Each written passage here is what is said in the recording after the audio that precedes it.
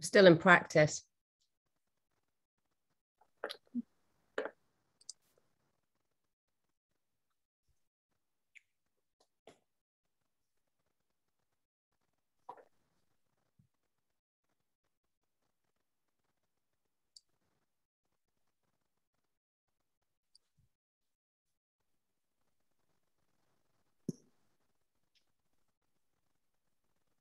Good evening, everyone. We'll just start in a couple of seconds. We've got quite a lot of people registered on this call tonight, so we'll just wait for everybody to come on board.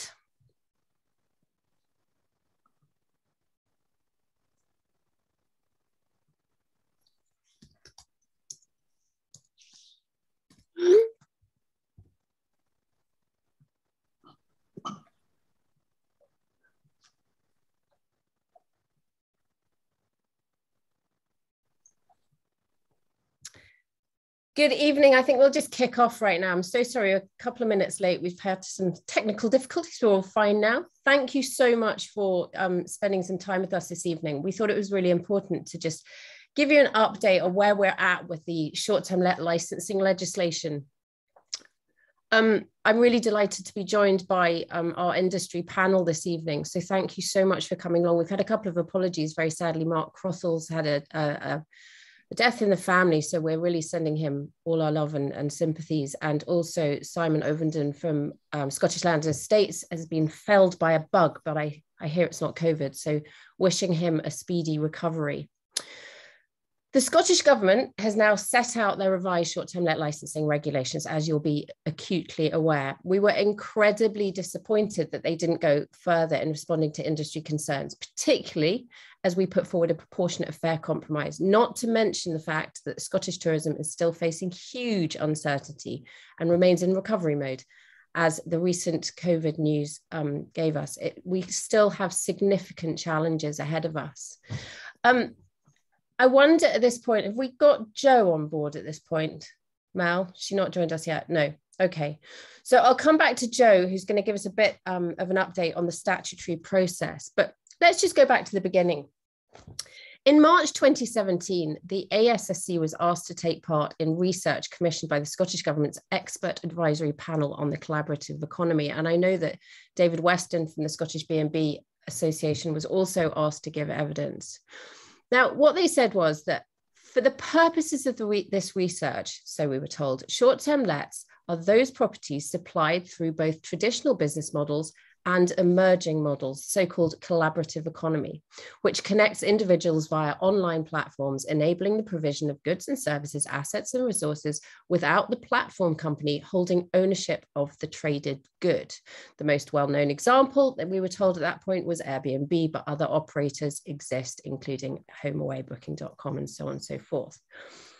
Indigo House, which was the consultancy was commissioned to undertake the research, provide quote, end-to-end housing and regeneration consultancy services. Just put that aside for one moment. They then go on to say that the research will help inform the Scottish Government's expert panel on whether and in what ways collaborative platforms are affecting Scotland's housing market in comparison to traditional tourism letting models such as bed and breakfast and hotels. In 2019, the Scottish Government again commissioned Indigo House to undertake research to find out more about the impacts of short-term lets, both positive and negative, on communities with a focus on neighbourhoods and housing. In their introductory document, they said that short-term lets, for the purposes of this research, means holiday lets and other lets to non-residents on online platforms such as Airbnb, Booking.com, etc., etc. Traditional self-caterers, they said, are not the focus of this research. Self-caterers who use online platforms to advertise their properties may be recruited to the research as hosts, and traditional self-caterers will be included in the research as local business. So here we've got the first problem. In the 2019 consultation, it failed to provide a definition of short-term letting. There was no differentiation between traditional models of accommodation, businesses, and collaborative economy platform models, which is why we got ourselves to where we are today. The study was focused on 5 specific areas. Now, these are areas that had already expressed concerns about the impact of short-term letting on housing. So we're talking about Edinburgh Central, Fife, the East Neuk, etc., but not St Andrews. Glasgow Central, specifically Anderson, York Hill and Merchant City, Fort William, and of course, Skye. Now, these locations were apparently selected based on the level of urbanisation, as in the mixture of urban and rural, the number of Airbnb listings and their growth, the percentage of listings relative to the total number of dwellings, and the level of area deprivation. Here we've got the second problem. The focus is almost entirely on housing. Now, fast forward almost 5 years, and short-term letting planning control zone legislation was passed by the Scottish Government in February of this year as part of the Planning Act 2019. This legislation is solely related to the use of a property. It enables local authorities to establish planning control zones where there is demonstrable link between the number of short-term lets and the loss of housing stock. Now, how this is going to be demonstrated is still to be seen, but there you are. The point is, the issue of housing has already been dealt with. Short-term licensing, as proposed, will be delivered under the Civic Government Act 1982 and relates to the safety of an activity. The Civic Government Act 1982 does not and cannot support over-provision. It does not have a bearing on housing. This was confirmed by the Cabinet Secretary for Housing on the 7th of October this year. Licensing is about health and safety. But if it's about basic health and safety, why are hotels and service departments exempt? They're not licensed on the grounds of health and safety. They're licensed on the grounds of serving alcohol. Indeed, service departments aren't licensed, full stop. They do follow existing health and safety legislation, but so do traditional self-caterers and bed and breakfast owners. The bottom line is that these are 2 entirely separate pieces of legislation dealing with totally different issues. Meanwhile, neither piece of legislation is in any way going to ameliorate the use of second homes, the issue of second homes, or indeed empty homes. But here lies the biggest problem of all: conflation, the merging of 2 or more concepts into one. Don't forget the other outstanding concerns that have been raised: antisocial behaviour, rubbish, sex trafficking, I kid you not, and tax avoidance. The ongoing conflation of multifaceted issues has to be recognised and properly understood before regulations are introduced that do not meet the perceived policy outcome, but instead cause untold damage to Scotland's vital tourism industry and a huge burden to both operators of bona fide businesses in our communities and the local authorities that are charged with implementing the legislation. What is the mischief that this legislation is trying to address? In legal parlance, mischief is used to signify the evil or danger which a statute is intended to cure or avoid. So what's the problem with the proposed licensing legislation as drafted? Let me just check. Joe is back here with us. So Joe, can I actually just pass on to you to give a bit of an update on the statutory process? Yeah, no problem. So I think one of the things to understand here is what is actually happening, which might sound really obvious, but this is not just an introduction of a regulation or an introduction of a new policy. This is actual law. So how do we get here? There are 2 ways, or there's a number of ways to make legislation, but the type of legislation we talk about is primary legislation and secondary legislation. Now, primary legislation is the Act. We call them acts or statutes, and that's what you'll hear people talk about. The Act says this, the Act says that. So for liquor licensing, which Fiona referred to, it's the Licensing Scotland Act 2005.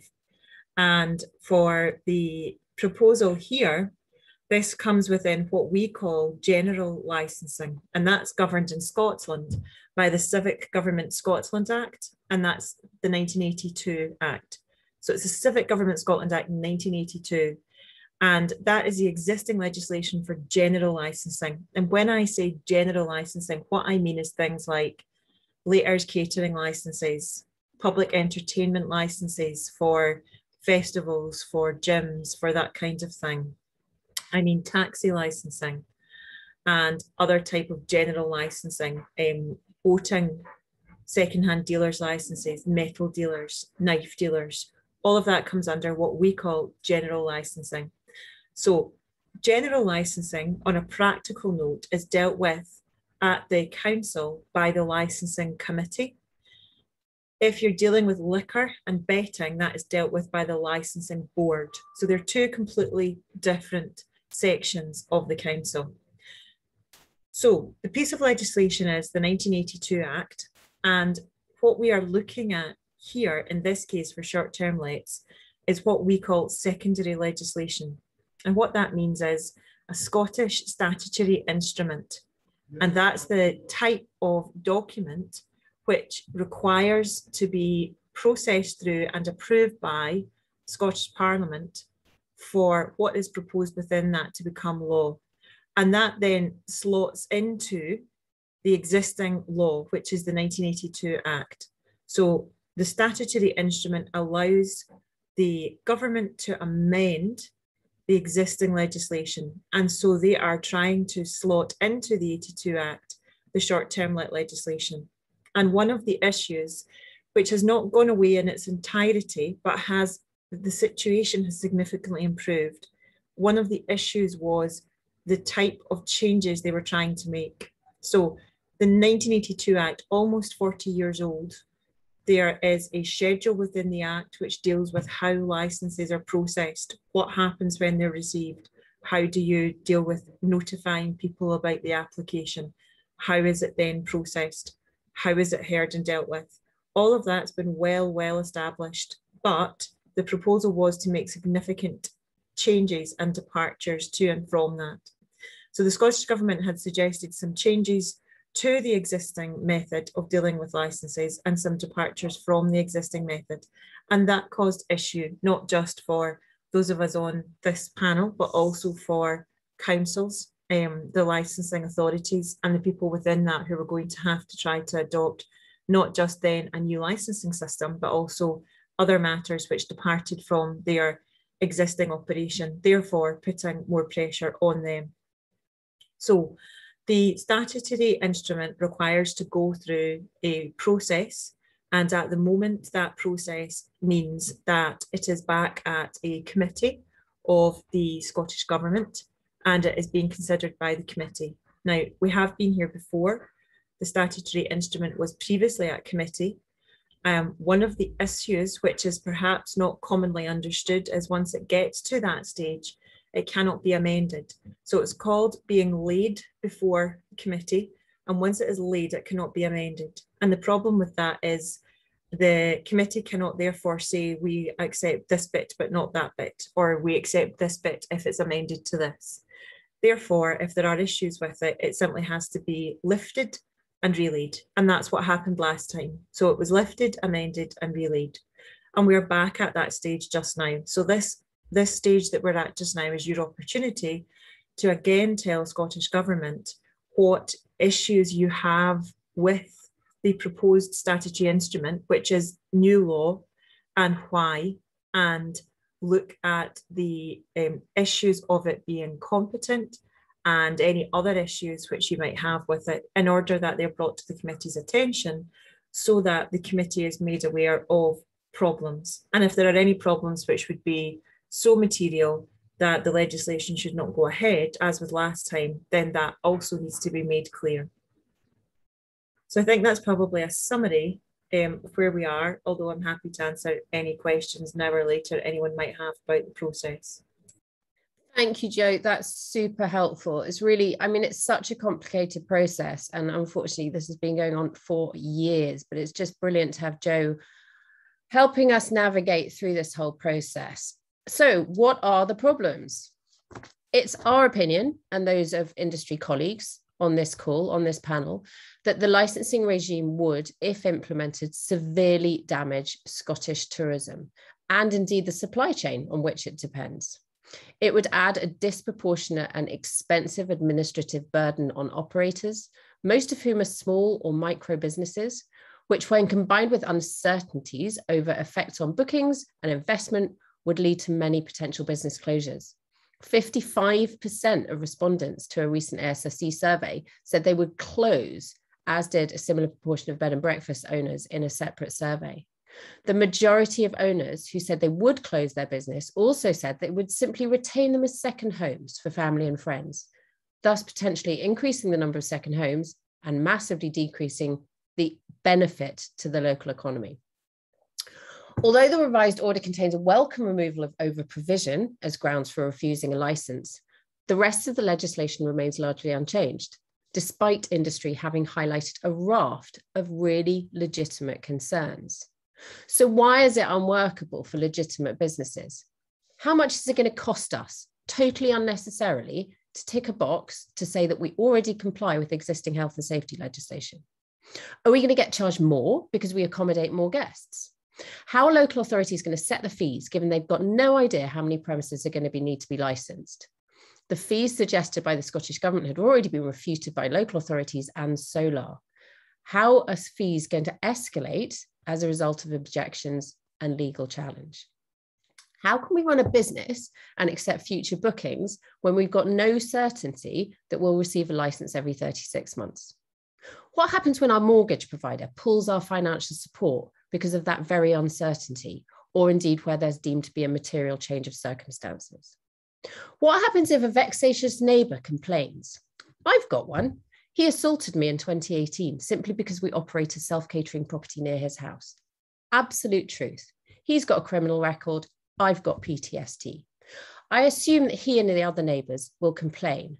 Will a licence be refused on those grounds? Will we lose our business because of NIMBYism? Council officers are going to be allowed to turn up unannounced when guests are in to check how many people are staying, or for any other reason. How are you going to square that off with your guests? Indeed, the final one, local authorities can add additional conditions into their licensing regime.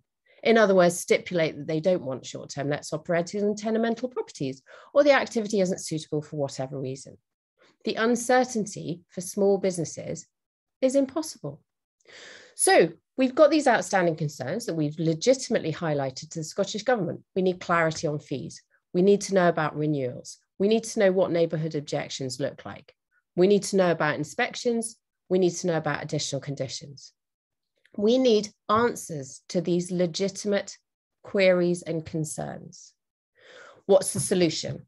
The ASSC is always here to offer constructive solutions and work collaboratively with the Scottish Government to make sure that we get this right. The ASSC and other stakeholders have long agreed that some form of regulation of the industry would be beneficial for everybody involved. Indeed, we've been asking for a registration scheme with mandatory health and safety since 2017. After the 2021 order was withdrawn in February, we submitted detailed drafting amendments to provide an exemption from licensing for registered accommodation that would simply remove the problems described above for legitimate businesses. Our proposals would effectively but proportionately address what we understand to be the key concerns the Scottish Government is seeking to address through the order, that mischief, in particular ensuring existing health and safety regulations are complied with. It would also minimise the administrative burden and expense for what is in the main a cottage industry of very small businesses.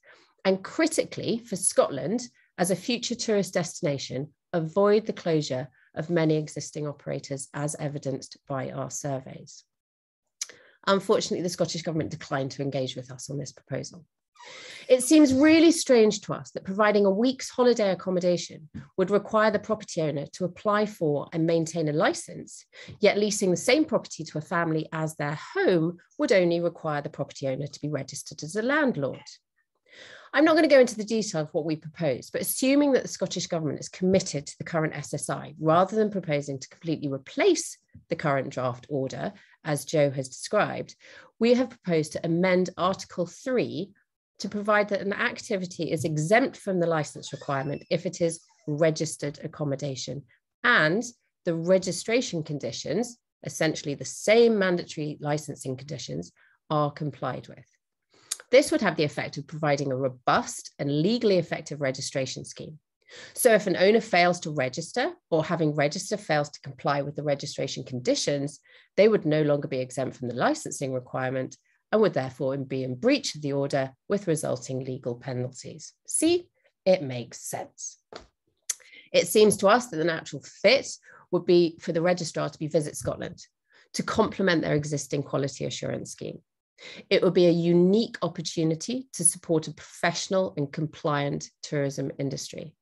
It's also the model used throughout Europe, with short-term let registration delivered by the tourism body, not the housing body.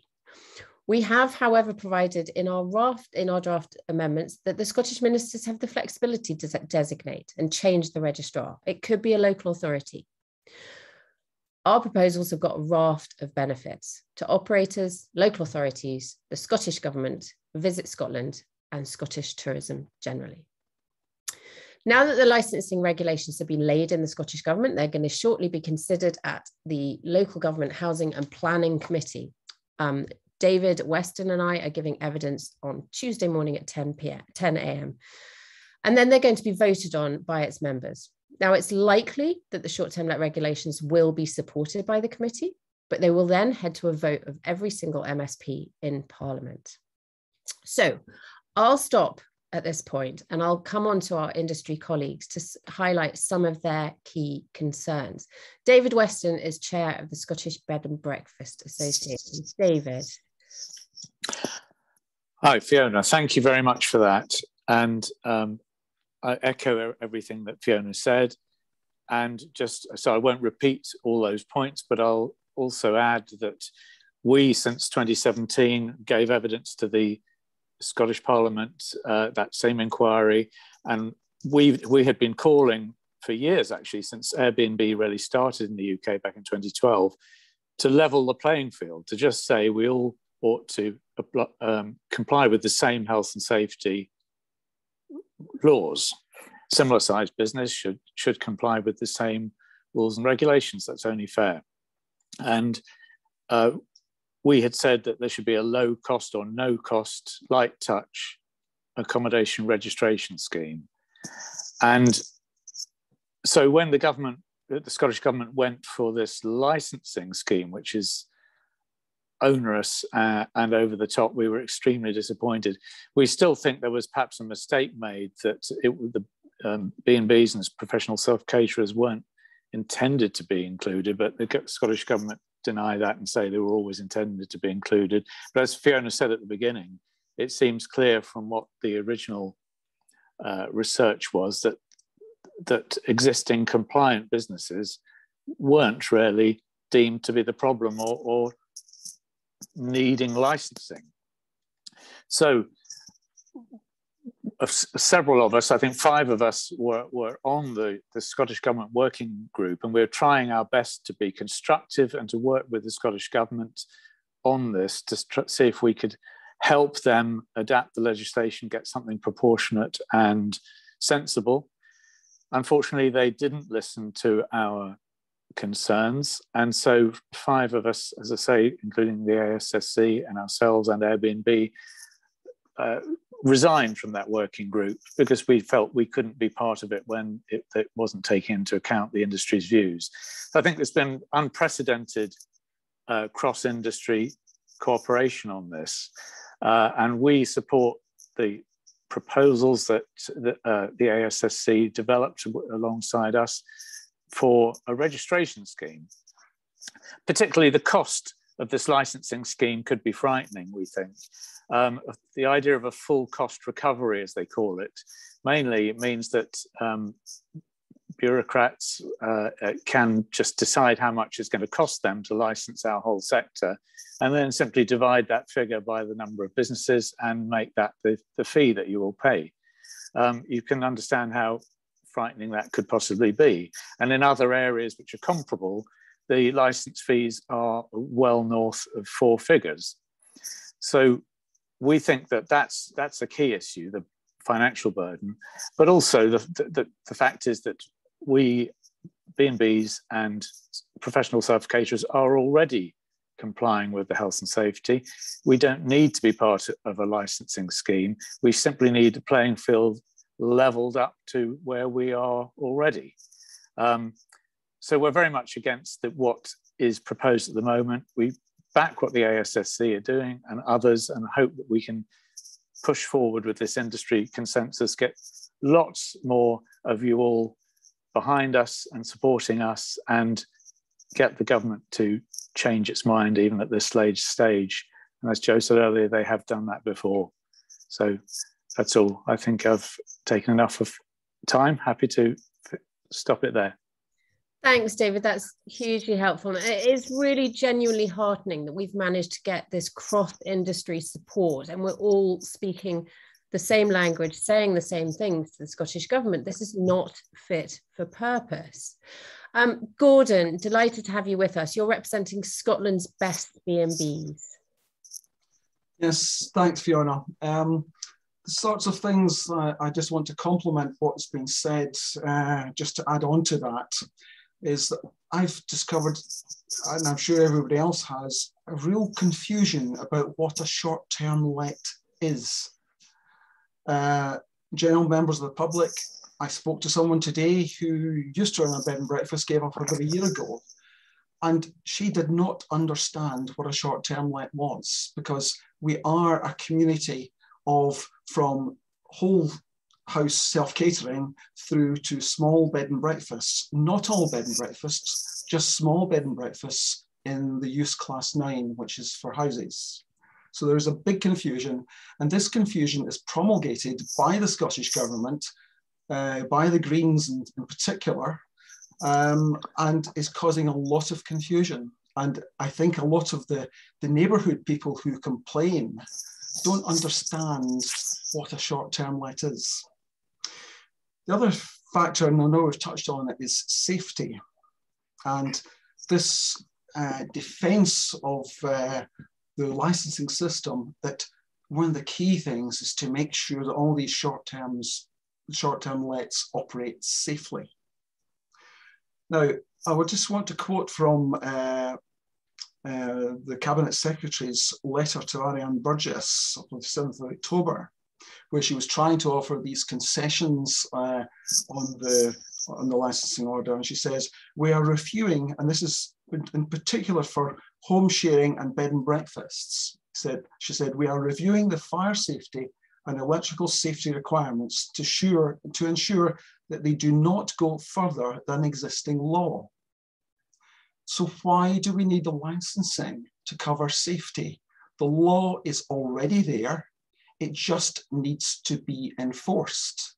And that is the way they can enforce it with people who might not be complying, the people that dodge in and out of Airbnb, etc. Yes, get them registered so they know who they are, and then the local authorities and whoever can enforce. And we don't need licensing to do that. It doesn't add anything.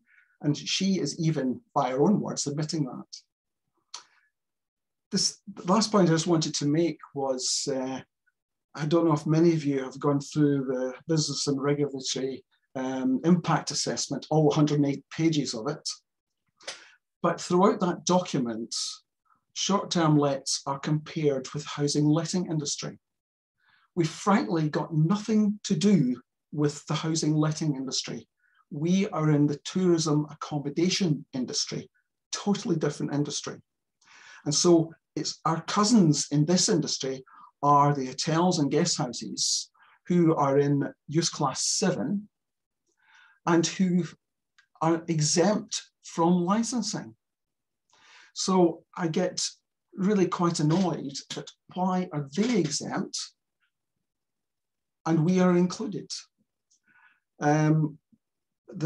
I could even say, if you want to do a licensing scheme or a registration scheme would be much better, make sure that everyone in use class 7 and use class 9 operating in the tourism accommodation sector should be registered. But I think we get some cries from other parts of the industry on that. What we need to remember is that those of us who, and I'm particularly thinking of small bed and breakfasts, and David touched on that, we are going to get hit with some very large fees from licensing, plus the extra bureaucracy. And what we've got to remember that in comparing with use class 7 hotels and guest houses, we pay council tax. We have no exemption for it, whereas many of our competitors are zero rated on the business rates. So what I've said, and managed to say it to Fiona Robinson, is I believe this legislation is discriminatory. Don't know if she's got that or not, but I'll let others now speak. Thank you very much. Thank you so much, Gordon. That's really helpful. And you're right. I mean, there is an element of discrimination against the smaller business. And it just seems inconceivable that after everything that we've been through as an industry, that they continue to go ahead with this. Kay Wilson, Destination Leader at Scottish Agritourism. We work incredibly closely with you because a lot of your members have got accommodation provision, do they not? Yeah, we do. About 60% of our members have got small businesses with accommodation. So it is a really, really important thing for us to kind of be involved with. And it's really great to see there's such a huge backing of groups together, which is the most important bit, because together hopefully we can make that change. I think there was a question was brought up by some of our members that obviously the accommodation ranges again from bed and breakfast, self-catering, but also goes into the glamping, which comes under its own legislation and its own licensing. But there still needs to be clarity on, do they also need to come under this new licensing, albeit they come under caravan kind of mobile home license. So that's something that there's been a concern brought up that we're obviously looking to get some clarity on. And again, obviously together we're urging our members to kind of continue to write to our MSPs and put that voice across, and we're here to help people with that if they need help. But again, mirroring everything that's been said today, and it's important to have that message across. Thank you. Thanks so much. I mean, it's incredibly sad, really, that after years, literally years of discussion, that our views and our concerns cross industry have been largely ignored. And I know that Simon couldn't be here with us today, but he emailed me earlier, he phoned me earlier, and he said that they were fully aligned with the ASSE position. He had a conversation with Shona Robertson, the Cabinet Secretary for Housing, last week, and it's his understanding that it is going to go ahead in some shape or form. Interestingly, in the BREA this time round, it talks about self-certification, and it also mentions a register. So it feels like the language has changed in this BREA compared to the last one, in terms of, is this actually a register in all but name? But actually, unfortunately, it's still hugely burdensome by not being that. The difference is licensing is an authorization process and registration is a notification process. I had a conversation with our colleagues over in Europe and the European Commission last week. The European Commission does not support licensing. It supports registration. I find it bizarre that the Scottish Government is more intelligent than any other government in the entire world, and that they feel that legislation needs to be licensing rather than registration. So it's these conversations that we need to really tease out, and we need to ask our representatives. Now, we all support everybody being safe. Absolutely. We support regulation. We're not anti-regulation. We are absolutely against bad legislation. That's what we're against. And it's really critical to see the difference there. They've also failed to listen to industry or legal experts, or indeed the councils that are going to be charged to deliver this legislation. And that's reprehensible. It just seems like bad governance. So where are we now? Members of the ASSE, alongside our colleagues in other small accommodation providers like B&Bs, were instrumental in getting the Scottish Government to withdraw their licensing plans before a vote of all MSPs earlier this year. You'll remember that was February the 18th. It was due to a political uproar that came about as a result of these discussions. We'd like to thank every single one of you that helped in that effort. Make absolutely no mistake, the ASSE and our colleagues, cross-industry colleagues, will continue to leave no stone unturned and lobby tirelessly on your behalf. But we're now asking you to do one more thing. This is going to be the final chance to try and stop these damaging, ill-considered regulations. What can you do?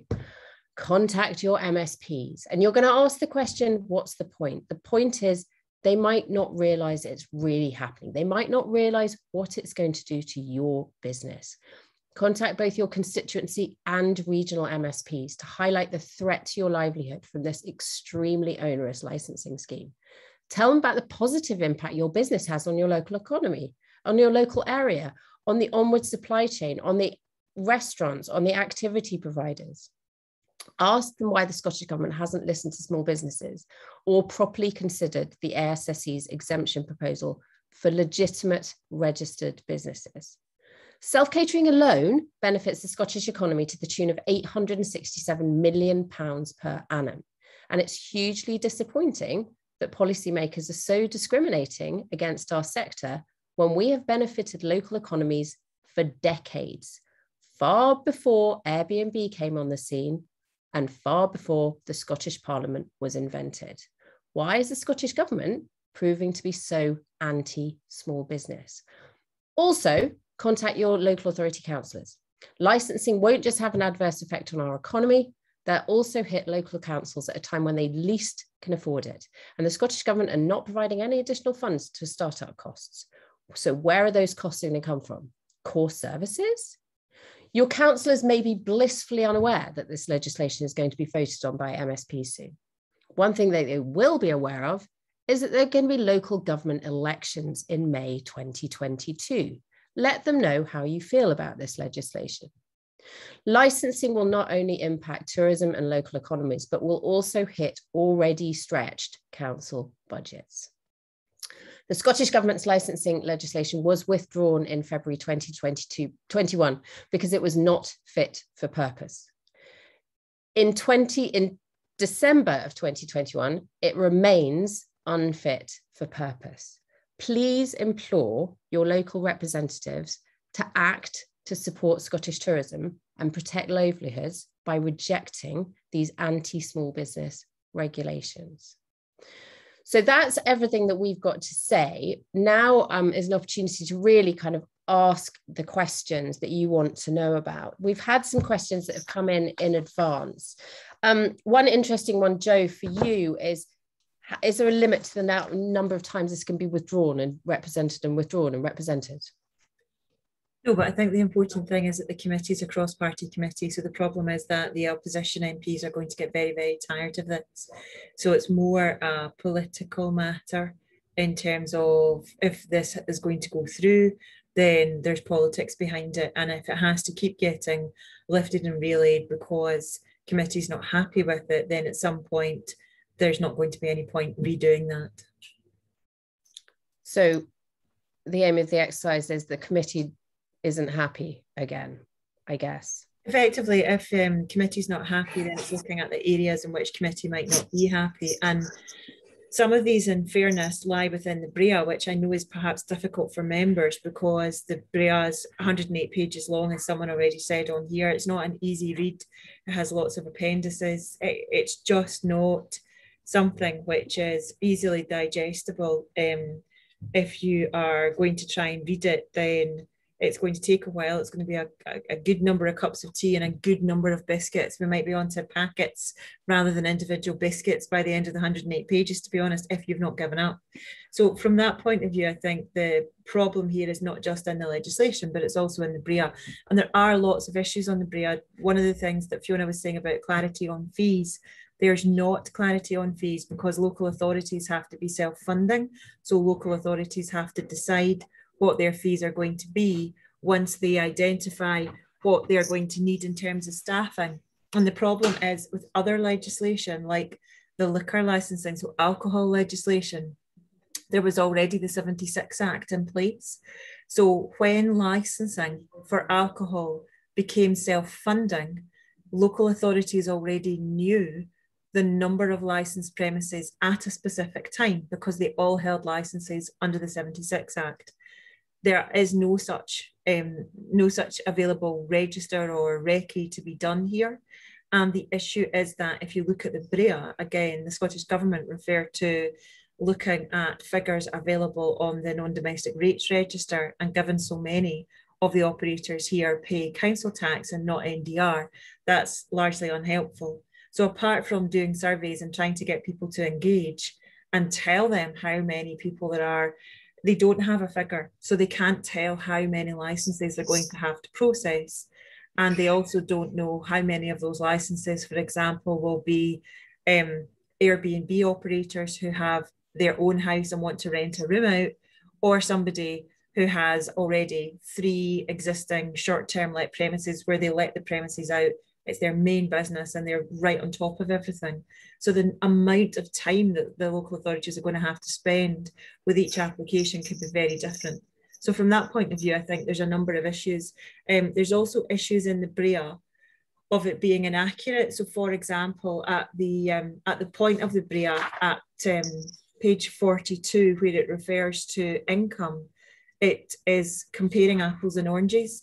It refers, for example, to the average income of an Airbnb. So at page 41, it refers to the Airbnb's own survey of its members, quoting that the average earnings of a typical host in Scotland was £3,800 in 2018. It then goes on at page 42 to refer to the turnover per property in terms of self-catering, and it refers to a turnover of just over £47,000. Earnings and turnover are completely different. So earnings is what you end up with in your pocket at the end of the year. What your accountant or bookkeeper says, you can have that, that's fine, that's your bit. You might take it monthly, but if it's not there, you can't take it. So that's your earnings. Turnover is different. Turnover is the total amount of money you're paid over the year, but you have to take your expenses off that. Your laundry, your replacement for those glasses that was broken, your cost if it's rates or council tax, your cleaner if you can't manage to clean every single property you have and you have a cleaner, somebody who maybe manages the property for you if you're away or if you work abroad and back. Then there's all sorts of reasons people have expenses. Turnover and earnings are different. So again, if you're speaking to your MSPs or your local councillors, one of the issues here is that the BREA itself isn't clear. And that means that the basis on which the committee is considering all of this information can't be clear. So that of itself is, for a lawyer, where we rely on proper information and comparative information, that's quite difficult. Absolutely agree with you. And having spent the entire weekend, last weekend, picking apart the BREA and the consultation response, I can assure you, I didn't actually eat any biscuits, but that's beside the point. It is incredibly complicated. They've made it so laborious. It's really hard to get your teeth into, and you're absolutely right. That will confuse future policy decisions made. And it's true, there's something in the chat saying the Scottish Government state that one of the objectives of licensing is to facilitate local authorities in knowing and understanding what is going on in their area. The Scottish Government admits that they don't have that data, and the short-term let sector is being asked to pay a fee to gather this data after the event. As a result, they have no idea how many licenses will be applied for, and critically, they have no means of monitoring the legislation for unintended consequences. Full cost recovery is also not achievable, as there is no data by which the cost can be calculated, and as much as 50% of businesses may leave the sector never to re-emerge. That's a very critical point. David? I agree with everything said so far. I think we should all keep pressing the point as well that this is totally disproportionate. As Fiona said, we're not against legislation. In fact, we've been pressing for proportionate, sensible legislation to level the playing field and to protect all our guests on the same basis. So a guest of an Airbnb property has the same level of health and safety that they should have a right to expect than if they were staying in a B&B or a self-catering. That's what we've been saying. This is going way beyond that and being very disproportionate, adding potentially huge costs on already compliant businesses as well as very small new businesses. It's a sledgehammer to crack a nut, as several people say, and I think that's a good way of summing it up. So yes, the full cost recovery is very scary. The assurances that it could be sort of £233 or whatever the figure that Scottish Government quoted was completely plucked out of the air and nonsensical, to be honest, and doesn't and is contradicted by lots of local councils themselves who say it couldn't be anything like as low as that. And here we are with B&Bs and professional self-caterers already complying with health and safety. So why are we getting this, facing this at all? And another thing to press is the value of these tiny businesses to the Scottish economy, particularly to rural and coastal areas, highlands and islands. It's very important. The amount of money, the average spend at each B&B stay is £294, that was 2019 for domestic stays, and £498 per stay for international stays. There's 1 million or so visits per annum to B&Bs and guest houses alone. And that's just the direct cost. There's also the local spend while that guest is staying. So there's a huge value to the economy that we must press to councillors and MSPs to say that this is all being threatened by this disproportionate legislation, and we should at least change it by means of the proposals to have a registration scheme overlaid on top. Thank you, David. You're absolutely right, and I think that's what's being missed here is the understanding of what we contribute to the Scottish economy as small accommodation providers. Now, one of the other things that the Scottish Government has expressed a policy objective in is to encourage community cohesion. Now, we have been coexisting peacefully with our communities for decades, if not hundreds of years, as small accommodation providers. But actually what's happened in the last 5 years is the narrative has become so toxic. I've already given you a very real example of it happening to me. You know, we're ending up with this NIMBYism that's going to actually produce a huge amount of community degradation. There's a question here, Kay. You'll have seen the recent thread on agritourism WhatsApp about neighbours who are unfriendly. So what will this look like at renewal? One unfriendly person can start a social media pile-up on which local councils will have to take into account. Doesn't not look good for businesses sitting with bookings ahead. It's true, right? Yeah, no, you're absolutely right. That's something that does need complete clarity, because it is a worry, as you say. You've got all these bookings come ahead, and are you going to get these licenses? We're already booked up for the summer ahead. We've even got bookings for the next year, just for the odd summer one. But if we don't get our license, we're going to lose. And who has to pay that back? Do you know, that's for us, you know, and it's definitely something we need to push forward with. You're absolutely true. And when the former housing minister was asked that question, what happens if somebody doesn't get a license, we were helpfully told that we would just have to refund the guests. But if we don't have a business, we don't have the income to refund the guests. So it just seems extraordinary. You know, it's this 36-month renewal is devastating for small business. It may not always be 36 months either, Fiona, because if you look at, so Fiona made a point earlier about the fact that if you have a liquor, an alcohol license, then you're exempt. And correctly made the point that alcohol licensed premises do not have to produce the documentation that you will have to produce if this licensing scheme goes ahead.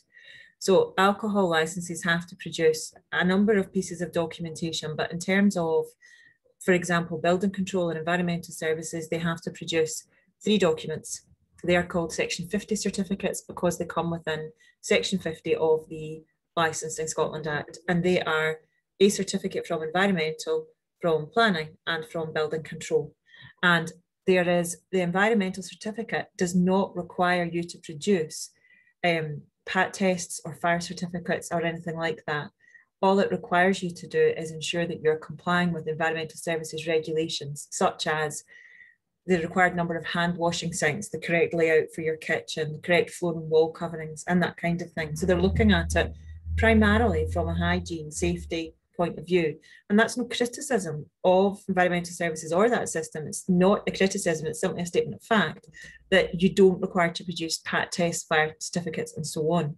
So the system which you're seeing here is much more like the HMO system. Now, interestingly, the HMO system started in the 1982 Act and then was moved over into the Housing Scotland Act, so that the HMO system is now under housing legislation, and for that you do require to produce a very similar suite of documents that you have here proposed for short-term let licensing. And the other thing with HMOs is that a number of councils, when confronted with a new application for HMO, will only grant for 1 year. So if it's a new application, some councils have a policy of granting for 1 year only because they want to review that in a year and make sure there haven't been any issues. Some councils will grant for 3 years, but if there are any complaints, for example, if a neighbour does object, then what's going to happen? If a neighbour objects and there are objections which are accepted as properly made objections, you're on a committee. So if your application goes in and there are no objections, then the application could be heard without the necessity of a hearing. If there are objections which are accepted as valid, then the validity is a competency matter, not on their merits, then you're likely to end up at a hearing. And if you're at a hearing, then that means a certain level of formality. If there are then perceived issues, the council may grant for 1 year. If you come for a renewal and there's an objection at renewal, or there's another problem at renewal, again, you might not be renewed for 3 years. You might be renewed for 1, 2, or 3 years. So you're not necessarily looking at 3 years, although this is the period and the maximum. There could be an ability to grant for less, depending on circumstances and council policies. So that's uncertainty on steroids then. That's what you're saying. Brilliant. That's lovely. Sorry, I'm sure you'll love having me on these things because I just had such a positive spin, but it's best to be sensible and realistic, I'm afraid. Thanks, Jo. So Jo was just underlining the point that I was making, this inaccurate comparison with the housing letting industry.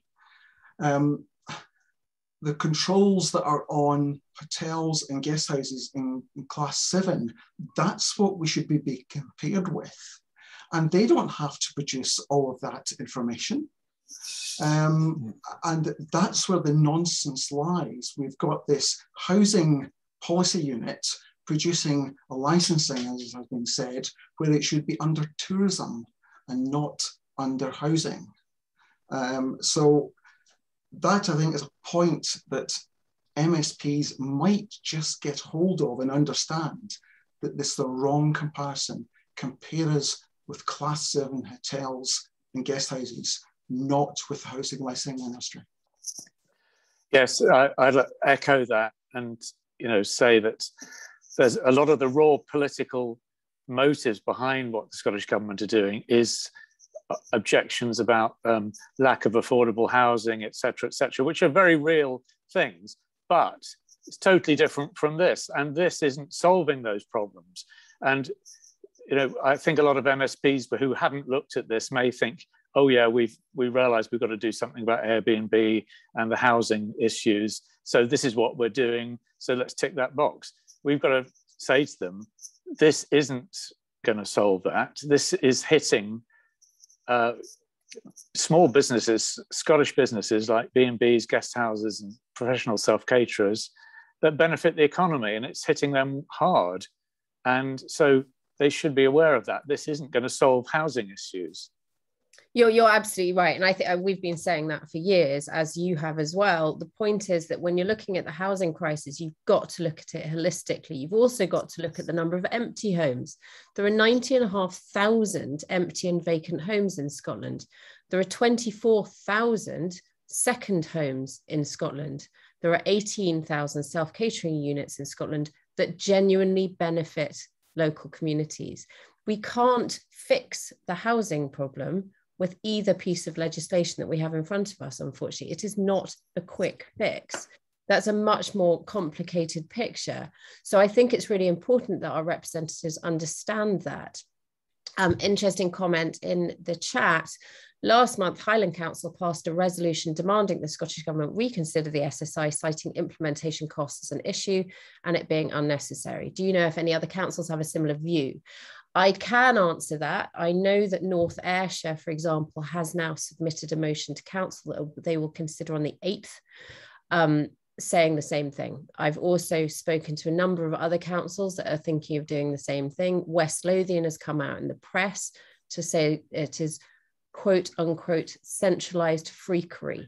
So there are other councils that are absolutely not supporting this legislation, and yet they are the councils, they are the very administrations are going to have to deliver this piece of legislation. So that's why it's so critical that you speak to your councillors as well as your MSPs. And again, there's another comment here, SNPs and Greens hold the balance.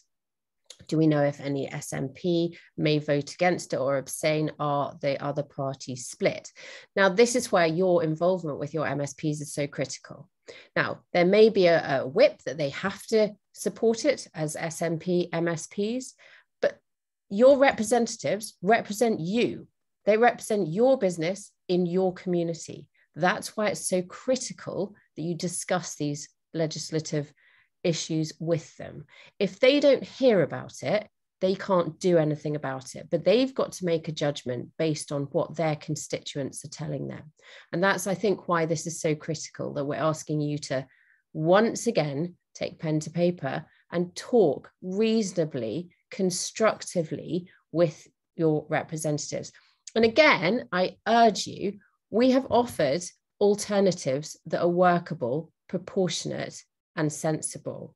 We're not asking them to scrap it in its entirety if they're absolutely wedded to this proposal. What we're asking for is an exemption in line with hotels, caravan parks, and serviced accommodation, service apartments. That's what we're asking for here. It is not complicated, and at no point has the Scottish Government come back to us and said that there's a material legal reason why that can't be done.